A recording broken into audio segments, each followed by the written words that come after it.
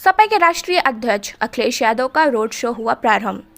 कानपुर देहात की विधानसभा रसूलाबाद क्षेत्र के मरहमता हवाई पट्टी से औरैया के बेला व कन्नौज के त्रिवा तक करेंगे रोड शो व जनसंपर्क। अखिलेश यादव के जनसंपर्क में कार्यकर्ताओं के साथ जनता की उमड़ी भीड़। अखिलेश ने जगह जगह जनता को किया संबोधित। सपा के पक्ष वोट करने की लोगों से की अपील। सपा की सरकार में हुए विकास कार्यों का हवाला देते हुए सरकार बनी तो और विकास करेंगे। क्या पुलिस का अन्याय भी बहुत बढ़ा है। पुलिस का अन्याय बढ़ करके न जाने कहां पहुंच गया। इसी तरह हमारे नौजवानों को पता होगा कि समाजवादी सरकार थी पुलिस भर्ती में।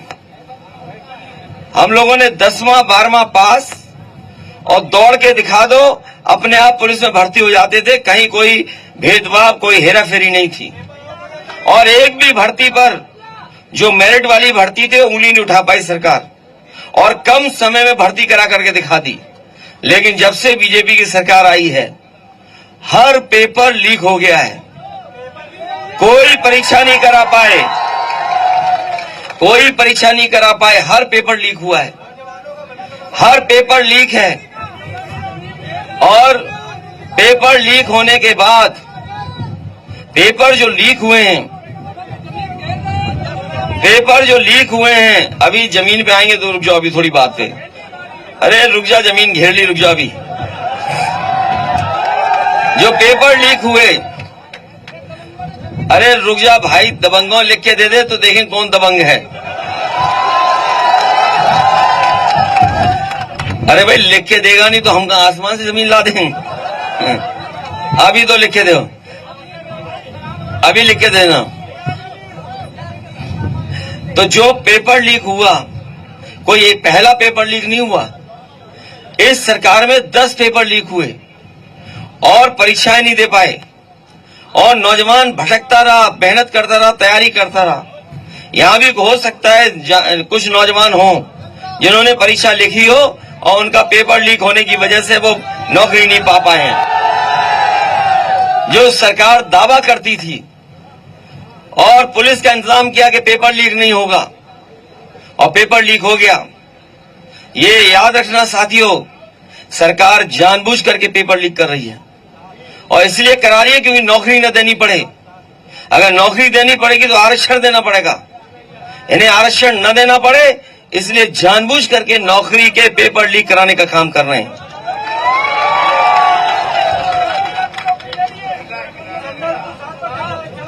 और पेपर लीक इतने बड़े पैमाने पर हुए हैं, और 60 लाख, मैं एक बात कह दूं आपको, 60 लाख बच्चे हैं जिनकी नौकरी नहीं लग पाई पेपर लीक के कारण। और उनके परिवार के अलग हम 3 सदस्यों को मान लें तो 60 गुणा 3, 1,80,00,000।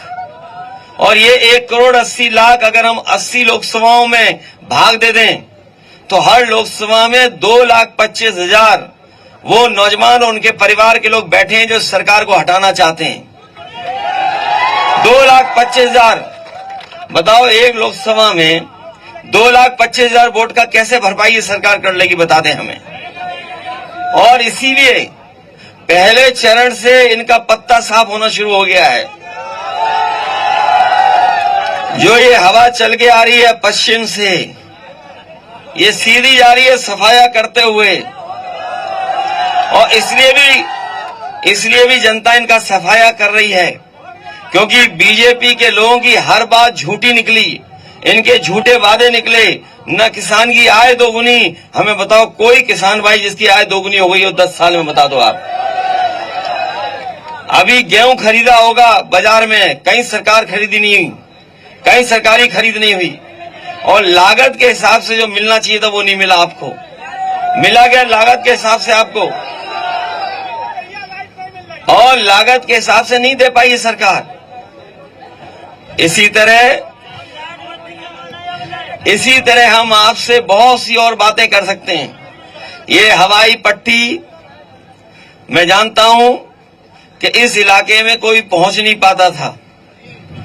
समाजवादी सरकार में ये हवाई पट्टी इसलिए बनाई, सबसे खराब जमीन थी ये, जब चिन्हित कराई गई थी, और हो सकता है बहुत सारे लोग इस बात को न जानते हों, लेकिन हमारी पार्टी के उस समय के जो पदाधिकारी थे उनसे राय ली और अधिकारियों से भी राय ली। हमने कहा कि सबसे खराब जमीन ढूंढिए, तो सबसे खराब जमीन थी, उपजाऊ नहीं थी। आप लोग तो यहीं के हो, तो सबसे खराब जमीन थी। उसके बाद चिन्हित कर करके और ऐसी हवाई पट्टी बनाई, बड़ा सा बड़ा हवाई जहाज उतर सकता है। और आप लोगों ने देखा होगा सड़क पे भी हम लोगों ने हवाई जहाज उतार दिया, और अभी कुछ दिन पहले फिर उतरे थे हवाई जहाज, फौज के हवाई जहाज उतरे थे। लेकिन हमें यह भी पता है कि पानी निकालने का इंतजाम नहीं किया है यहां पर।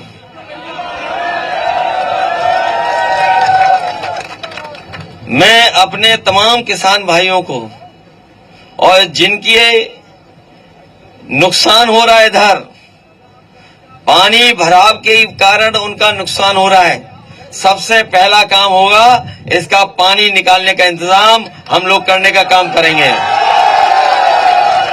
चाहे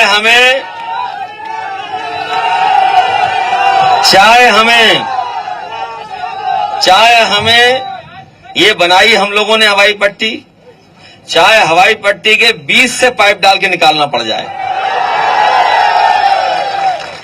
जब हवाई पट्टी में हवाई जहाज नहीं उतर रहे तो फिर पाइप निकालने में कौन सी दिक्कत